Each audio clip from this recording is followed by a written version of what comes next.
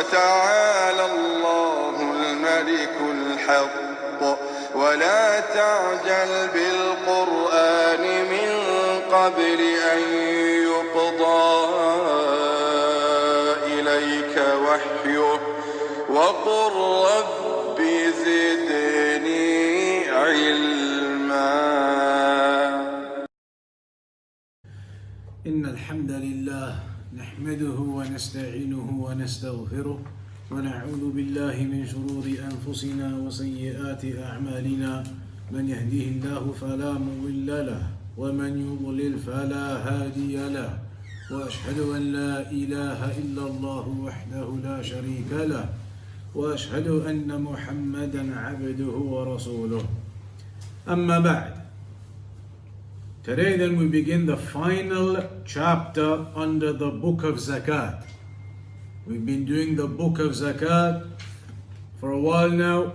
We've done the various chapters so far, and today then is the final chapter from the book of Zakat. And that is the chapter Babu Qasmi Sadaqat, the chapter regarding the distribution of Zakat.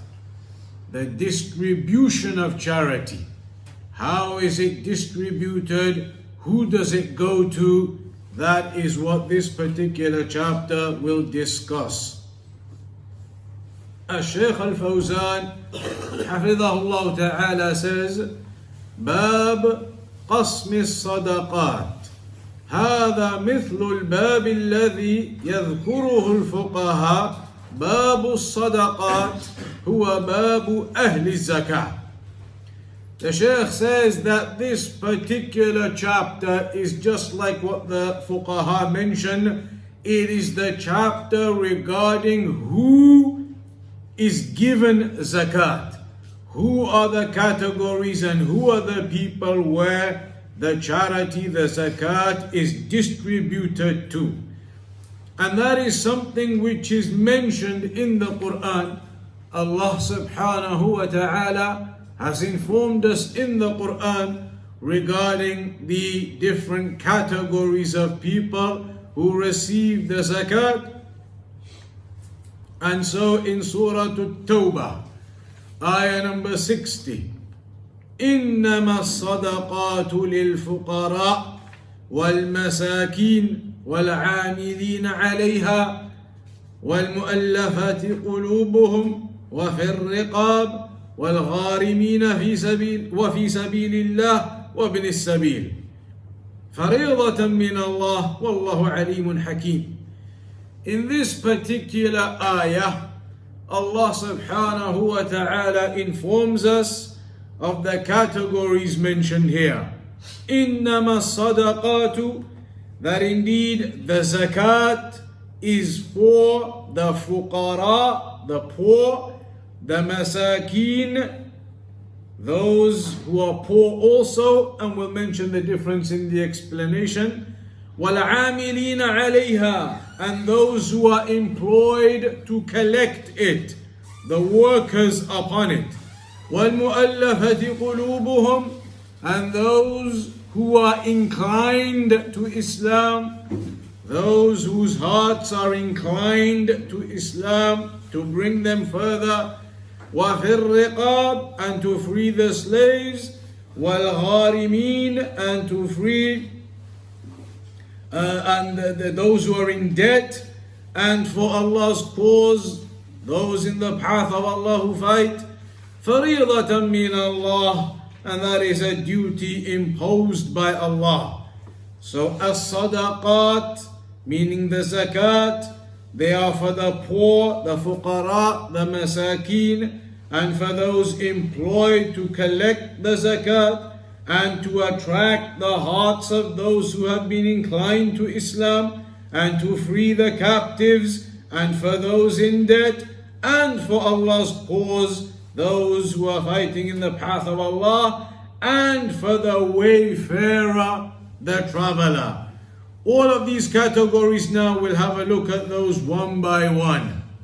The first category then is al-fuqara, and that is the plural of faqir, وَهُوَ مَنْ لَا يَجِدُ شَيْئًا.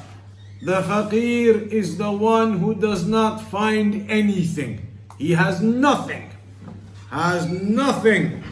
أو يجد شيئا قليلا لا يكفيه. Or maybe he has a very little amount that nowhere near suffices him. So that is the one who is poor, the one who has nothing or has a very little amount that does not suffice him. The second category is al-masakin, وهم أحسن حالا من الفقراء. The masakin, miskin, they are in a better position than the fuqara, than the faqir, in a better position than the fuqara, the faqir.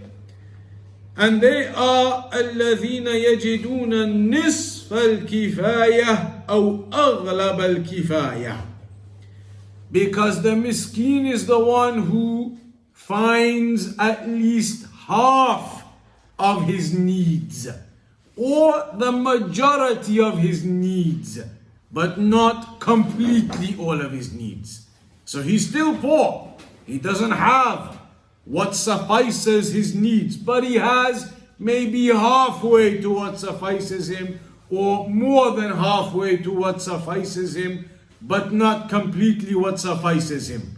So he's still poor, but better than the faqir who has nothing towards what suffices him, or very, very little towards what suffices him.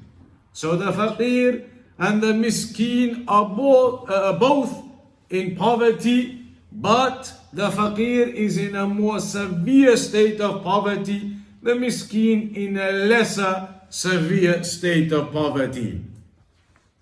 The third category is al-amilina alayha, the workers on the zakat, those who are employed to collect the zakat. وهم الذين يتولون جبايتها وعدها وكيلها. They are the ones who are employed to go out and collect the zakat, to measure it up, to quantify it, to bring it all in and do all of that work with the collection of the zakat. فهؤلاء يعطون وإن كانوا أغنياء في مقابل عملهم. So those who go out to collect the zakat themselves may be perfectly well off, perfectly good, not faqir or miskin, but they are still given something from the zakat as a recompense for their efforts in going out and doing all of that work and bringing in the zakat. So they are not being given because they are poor. They are being given for the work they've done to go out and bring in all of that zakat. They may well actually be rich in of themselves, but they are still given something from the zakat for the work they've done. So that is the third category. The fourth category, al-mu'allafatu qulubihim, the ones who are attracted, or you want to attract them to Islam. They are inclined towards Islam, so you want to bring their hearts closer, and so you give them something from the zakat too. Here there are subcategories under this category. This category of the ones whose hearts you wish to attract, those who are inclined to Islam, then you give them some of the zakat. They are in subcategories actually. What are these subcategories? Firstly, mu'min, ضعيف iman. It could be a Muslim. This category isn't just for non-Muslims whose hearts you are attracting to Islam. It could even be a Muslim who is very weak in his iman, and so يعطى من أجل أن يتقوى إيمانه ويتألف حتى يقوى إيمانه. A Muslim who is very weak in his iman, you give him something from the zakat, and obviously that brings happiness to a person, it brings that goodness of feeling to a person, and maybe as a consequence of that act, this weak Muslim strengthens in his iman. He then realizes, look at the virtue of Islam they are giving me from the zakat.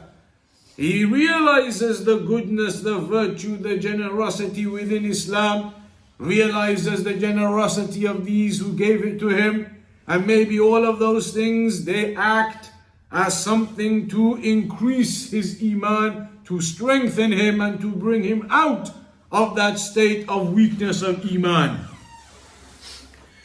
كما أعطى النبي صلى الله عليه وسلم المؤلفة قلوبهم يوم حنين الذين أسلموا حديثا فأعطاهم النبي صلى الله عليه وسلم حتى يتمكن الإيمان من قلوبهم فيعطى لأجل تقوية إيمانه.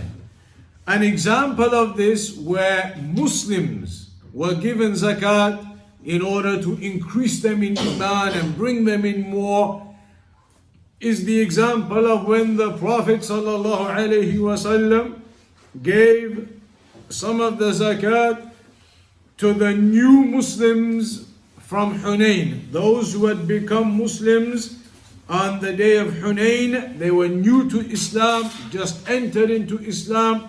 They were Muslims now though, so they were given some of the zakat to bring them in further and to strengthen them further.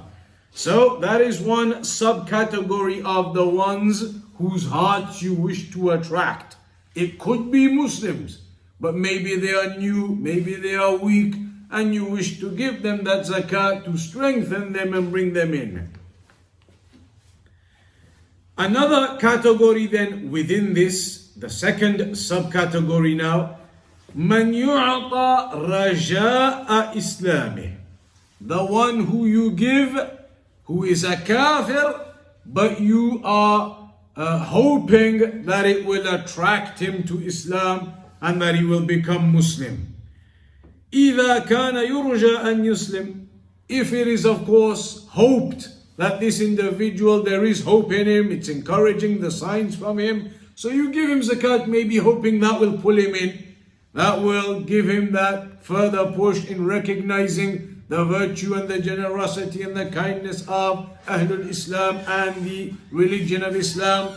So the one who is looking encouraging, then you can give him that zakat also to attract that person further. وَيُعْطَى تَأْلِيفًا, ta'lifan meaning that you bring this person in and you show him generosity and kindness by giving him some of that zakat, and they are from the characteristics and virtues of Islam. This isn't like how people talk about give him some money and buy him out and those types of things. This is a ruling in Islam. It's not like a show that you're going to give him money to show him come to Islam. This is something set, rules of Islam. You give them money, give them from the zakat, give all these categories of people from the zakat. This isn't just something you're doing for show. This is something legislated in the religion. So hopefully that attracts them and puts that goodness of feeling in their hearts. The third subcategory within this category, and the category is the zakat given to those whose hearts you wish to attract. First subcategory was Muslims who are weak yet and you wish to attract them further. Second category, not Muslims yet but encouraging. So you give them zakat to attract them further. The third category in this, النوع الثالث من المؤلفة قلوبهم من يرجى دفع شره من الكفار عن المسلمين. That you give some of the zakat to non-Muslims who it is feared may oppress Muslims. There are non-Muslims, enemies against the Muslims. It is feared they are going to cause harm to some Muslims in that area region, and so you go and give those kuffar some of the zakat in the hope then that this act of kindness or this gesture will then put them off and convince them not to do any harm to the Muslims. That you give them some of that money from the zakat in order, as a gesture to them, Islamically established, legitimate, so that perhaps this gesture will be a means for them to not harm the Muslims. So that is possible too. فَإِذَا كَانَ هُنَاكَ عَدُو يُخْشَى شَرُّهُ عَلَى الْمُسْلِمِينَ. So if there was some enemy and it is feared he is going to harm, they are going to harm some of the Muslims, إِذَا أُعْطِيَ مِنَ الزَّكَاءِ اندفع شَرُّهُ. And if you give him some of the zakat money and you show him this goodness, then perhaps as a consequence of that, he will not and they will not harm the Muslims that was expected otherwise. فَإِنَّهُ يُعْطَى مَا يَدْفَعْ شَرَّهُ. So he is given in order that then his harm is repelled. هؤلاء هم المؤلفة قلوبهم. So these are the three categories, subcategories rather, of the category of the ones whose hearts you wish to attract. Then we move on to the fifth category. The first category was overall. The first category was the fuqara, those who find nothing or extremely little, nowhere near to suffice them, poor, in poverty. The second category was the masakeen, and they are better in their overall level and state than the fuqara, because they do have something, at least around half of their necessity, maybe more, but not all of their necessity. They're still falling short, so they are still in poverty. So they are the masakeen. Third category was those who collect the zakat, and they could even be rich, but because of that job they've done out there, collecting, quantifying, doing all that work, they are given some of the zakat as recompense for their work. Fourth category, those whose hearts you wish to attract, and this category has three in it. The first is the weak Muslims who are weak yet or new to Islam yet, and so you give them some of that zakat. Second category, the non-Muslim who looks to be inclined to Islam, and so you give him some of the zakat too. And the third subcategory here, the kuffar who pose a threat, and so you give them some of that zakat, hoping to repel that threat. Then coming on to the fifth overall category now. To free a slave, الصنف الخامس في الرقاب, the freeing of the slave. يعني العتق إذا كان هناك رقيق قد كاتب سيده على مال يدفعه لسيده ليعتقه. هذا يسمى المكاتب، وهو أن العبد يشتري نفسه من سيده من أجل أن يعتق.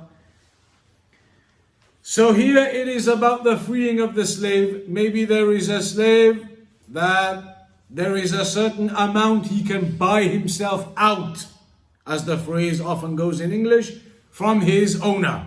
So you can give that slave from the zakat that amount that he can then, as the phrase goes, buy himself out from that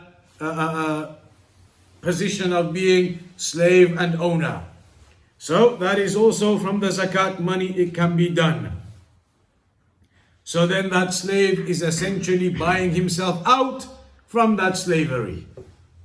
The sixth category, and we should highlight, because these types of things, they need highlighting.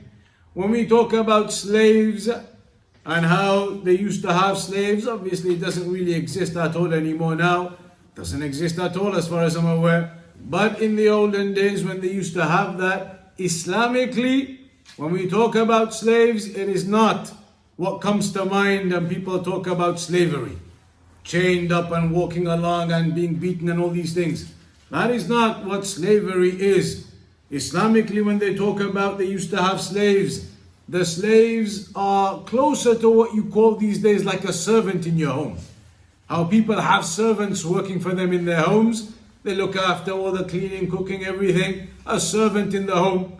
In those days, those slaves were like that they would do the work and they would do the chores and they were completely looked after by their owners. It's mentioned in one example when Umar ibn al-Khattab, he went traveling somewhere with his slave. When they got there to this city where they were arriving to, the people of the city didn't know what Umar ibn al-Khattab looked like, hadn't seen him. So when they arrived, they thought mistakenly that the other one with him was Umar ibn al-Khattab, because of the fact that the slave of Umar ibn al-Khattab was dressed and wearing the clothes and his appearance just as good as Umar ibn al-Khattab himself. They couldn't even distinguish, that's his slave and he's Umar ibn al-Khattab. They thought the other one was Umar ibn al-Khattab. So it's not how you imagine slaves when they talk about slaves. It's more like they used to have the servants and they would do the jobs and what was required, and they were fully looked after with clothes and food and everything. Not like the slavery you hear about now. Then the sixth category, الصنف السادس الغارمين جمع غارم وهم على صنفين. The one who is in debt. The one who is in debt. And this also has subcategories. So remember your charts carefully here. We are in the sixth category now. And this sixth category has within it subcategories. The first subcategory in this sixth category about the ones in debt is الغارم لنفسه كأن يكون هناك فقير عليه ديون ولا يستطيع تسديدها. The one who is in debt himself, a person in debt, in poverty, unable to pay off his debts, then that person is mentioned here. A person in poverty, unable to pay off his debts, he is a poor person. هذا يعطى من الزكاة ما يسدد به ديونه. So this type of person can be given from the zakat money so that he can cover and pay off his debts. وكذلك لو كان أصيرا فاقتدى بفدية من أعدائه على أن يطلقوه في مقابل أن يدفع لهم مالا فهذا غارم لنفسه. A person who is a captive, and his captors, they request or demand a ransom, as you may call it, in order to free him. So now zakat money can be used in that too. That the zakat money is used to pay what we may term now as a ransom, to pay the captors that amount so they release that captive.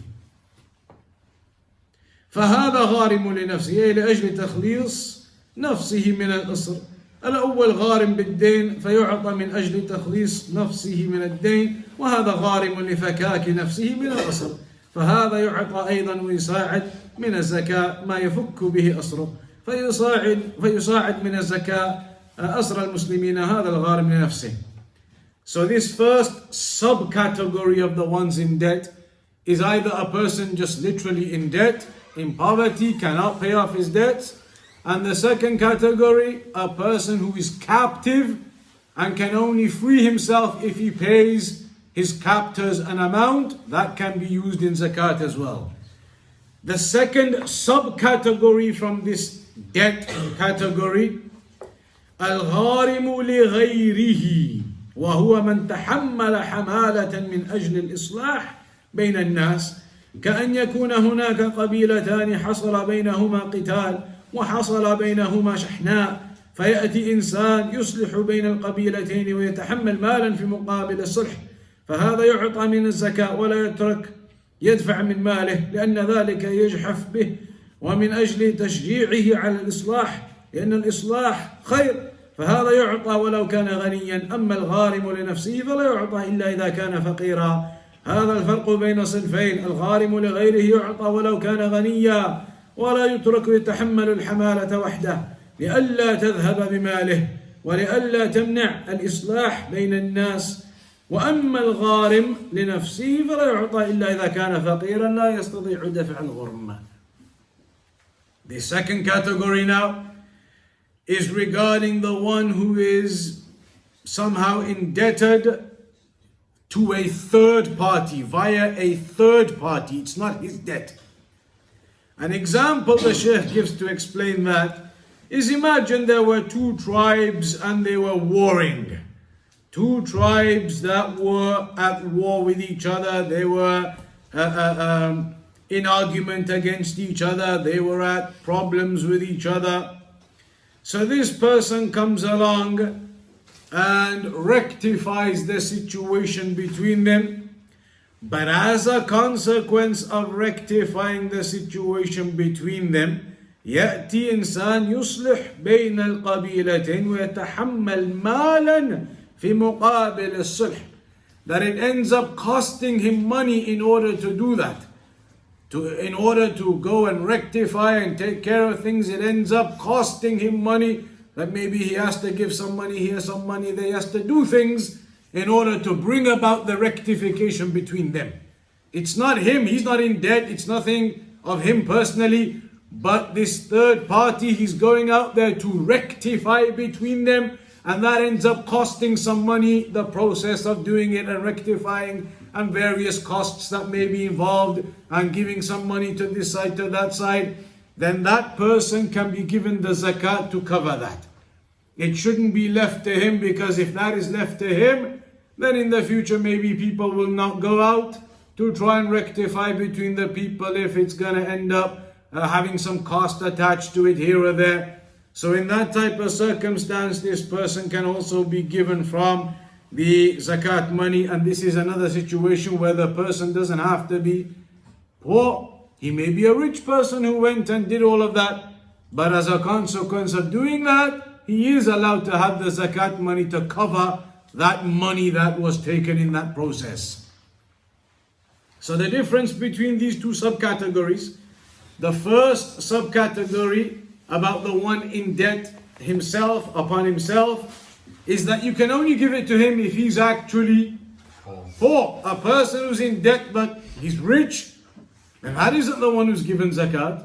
A person who's rich, but then he's also taken on some debt, some investment from somebody, some type of loan. You're not going to give him money. He's more than capable of paying that off. He's got his business running, everything. It's only where somebody is in debt and they are stuck and struggling, cannot pay, poor. That type of person can be aided with zakat.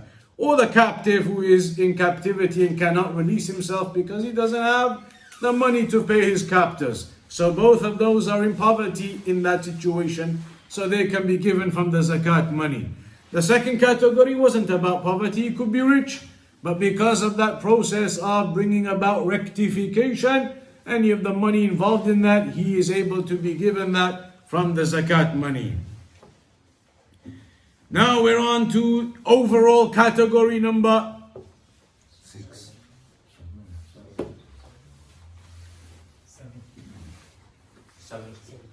7.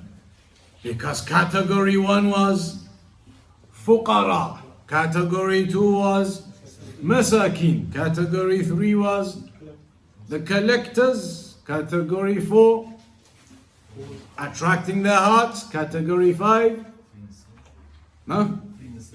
freeing the slave, category 6 those in debt, and now category 7. And that is fi sabilillah, in the path of Allah. وهم الغزاة المتطوعة الذين لهم رواتب من بيت المال. And they are firstly explained as those who are out in the path of Allah. Those who are out in jihad in the path of Allah. And again, this is something which has to be explained, that jihad, when we talk about it, it is not what the Khawarij and the Takfiris and the extremists out there promote. It is not the types of actions they go out and do, like the actions of the London Bridge attacks. These types of things are not anything to do with Islam. That is nothing to do with what we talk about. This is the jihad upon rules and regulations, and there's different types, defending yourself and your country, and all types of things that come into that with the conditions and regulations. Just like now, the world, the modern world as it is said, they have laws and conventions for war and rules of warfare and all these types of things. So Islamically jihad has its rules. It's an act of worship. It isn't chaos like the Khawarij and these people do. So the one who is out in the path of jihad can be given from this wealth, the zakat. The fuqaha, they say, الذين لا ديوان لهم يعني ليس لهم رواتب من بيت المال فالمجاهدون الذين ليس لهم رواتب من بيت المال يعطون ما يستطيعون به الغزو. Some of them, they may be given from the treasury, the Islamic treasury. They may be given from that. Those who are not being given anything from the overall Islamic treasury, then they can be given from the zakat money in order to allow them to continue upon that path that they are upon. وَمَا يُؤَمِّنُونَ بِهِ الصَّلَاحِ وَالْخَيْلِ وَالْإِبِلِ. And also wealth to protect their weapons and horses and camels, etc. in that process. وَالْمَرْكُوبِ فِي كُلِّ زَمَانٍ بِحَسَبِهِ. And any other type of equipment of that nature, in whatever different times the equipment changes, that equipment being used for those purposes, zakat money can be used on it in order for its protection. وَالْمُجَاهِدُ يُجْهِزْ أو يُجَهَّزْ مِنَ الزَّكَاةِ وَلَوْ كَانَ غَنِيًّا. And the one in the path of Allah is given zakat money to prepare him for that, even if he's rich. He as well can be given from zakat money, even if he's rich. ولو كان عنده مال ولا يترك يجهز من ماله هو أما إذا كان له رواتب من بيت المال فهذا لا يعطى من الزكاة بل يجهز من بيت المال. As for the one who is receiving something from the Islamic treasury, then that is it. He's given that from the treasury. Zakat isn't given to him. But the ones who are not receiving anything from that treasury, the Islamic treasury in an Islamic country, then they are given from the zakat. Finally, we come to the 8th category. The 8th category, which is the traveler, Ibn Sabil. But it's not just any traveler. It's not just any traveler. It's not just somebody who wants to go enjoy themselves on holiday, or wants to go on Umrah, wants to go on Hajj, wants to go to Morocco, wants to go to Egypt, wants to go on a holiday, all expenses paid for 2 weeks. Not like that. It's not just any traveler. The meaning of traveler is al-musafiru al-munqati'u fi safarihi alladhi ضاعت نفقته أو نفدت أو سرقت فلم يبق معه نفقة. It is basically the one who, in English the best word perhaps is stranded on his journey. The one who is stranded on his journey. What do they say in the translation? Anybody in your translations? In fact, this section isn't there. The stranded one on his journey is the point. Meaning somebody who's out on a journey, and in that journey they run out of money and they are stranded somewhere. Or during that journey they are robbed and they have nothing, and so they are stranded somewhere. Or they lose all of their money, their wallet, and so they are left stranded somewhere. Somebody who's in that type of situation and has no means then to get home. No means, can't ring somebody, transfer me, nothing. He has no ability, stranded. So then that type of person, if he comes asking, a situation becomes known, you can give him from zakat money so that he can go and make it back home. The one who is genuinely stranded with no ability to continue his journey. فيعطى من الزكاة قدر ما يوصله إلى بلده ولو كان غنيا في بلده. This is another situation where he may actually be rich. These days, because of the electronic means, it's difficult to imagine that type of situation, but it's possible. It's possible and it can occur. Maybe somebody loses all of their wallet, all of their possessions somewhere. Everything is stolen from them. Phone is gone, their wallet is gone, everything is gone. So now imagine you're in a foreign country somewhere, you've been traveling. Your phone's been taken and that is the only place where you've got your numbers for any of your contacts, family members that you know. Miskeen these days now, nobody memorizes anything. So you don't have a clue of the number to ring now, even if you go to a payphone. You've lost all of your contacts in that phone, gone. Your cards, all been stolen, gone. You can't walk into a bank and do something. So now in that type of situation, you would be stranded. Somebody give us a solution, what would you do to make sure that the example works? If you were in a foreign country somewhere, someplace, even in this country, out somewhere, someplace, your phone gets taken, stolen, gone, you've lost any ability to phone anybody, even from a public phone, because you don't know any numbers. You cannot ring anybody, you know no numbers. All your cards have been taken, gone, stolen. You can't walk into a bank and take care of something. No physical cash on you, nothing. So what are you going to do in that situation right now? Police station. Police station. You're going to have to go to the authorities. But in that situation now, you are properly stranded. Even though in your bank account, mashallah, you got 50,000 in there. But right now, in your given situation at that moment, you are stranded. Which means in that situation, you would be allowed to be given zakat money to buy your flight or whatever you need to do now to get back home. Even when you get back home, you go get new cards and you got 50,000 in there. But at that moment, you were genuinely stranded. So that would be permissible to give that person the money, only enough to get him back to his location. Enough to just get him back to his location. This is something that many of those who do not fear Allah have often abused and continue to abuse. And you see it on the streets, especially in bigger cities, where some people, they come to you and they say they are Muslim, and perhaps they are Muslim, and they come and they say they're stranded.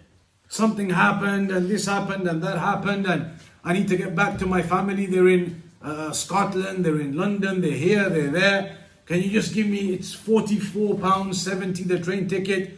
Just need that ticket to get back home. I got stranded, this happened, that happened. Some of you probably come across this. Some of you probably come across these types of people. And of course they are lying, many of them. Some of them we know for a fact they are lying. It's been proven, they've been caught out. There was an example on one occasion. A man came pretending to be stranded. Stranded. He said, I just need £80 or whatever it was, £100 to get a ticket on the train to get to Birmingham or the Midlands or somewhere from the north. So I said to him, and this was outside close to one of the Salafi Markaz. I said to him, come back in 1 hour. Come back in 1 hour to the masjid at Dhuhr time. And we'll take care of it. We'll sort you out. Don't worry about it. Come back in an hour.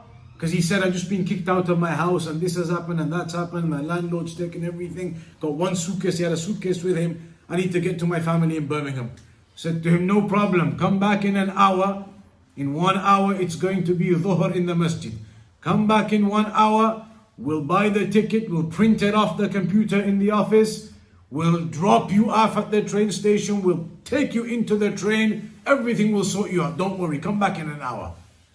But now, of course, If you're going to print out the ticket and go drop him off and watch him walk into the train, he doesn't want to do any of that. Because he doesn't want to go anywhere. He just wants the £50 and walk off again. He's not intending on traveling anywhere.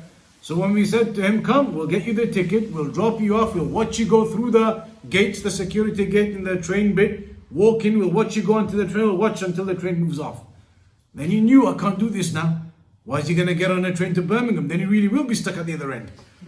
So you see some of them, they lie, and this is a problem. It's for those who do not have fear of Allah, if they are Muslim, the ones who are doing it. But you have to be careful of this type of thing. So the point is, the stranded ones, that is the 8th category here. فَهَؤُلَاء هُمْ أَهْلُ الزَّكَاةِ ثَمَانِيَةُ أَصْنَافٍ بينهم الله سبحانه وتعالى في هذه الآية فلا يجوز أن تصرف لغيرهم. Zakat cannot be given to other than these 8 categories. فلا يجوز أن تصرف الزكاة في بناء المساجد. You cannot give zakat to build mosques. That's not in the categories. أو المشاريع أو المستشفيات or other projects that might be going on. We got a project to do this for the da'wah, to do that. You can't just give zakat for those types of projects generally. You can't give it towards building a mosque. You can't give it to building a hospital.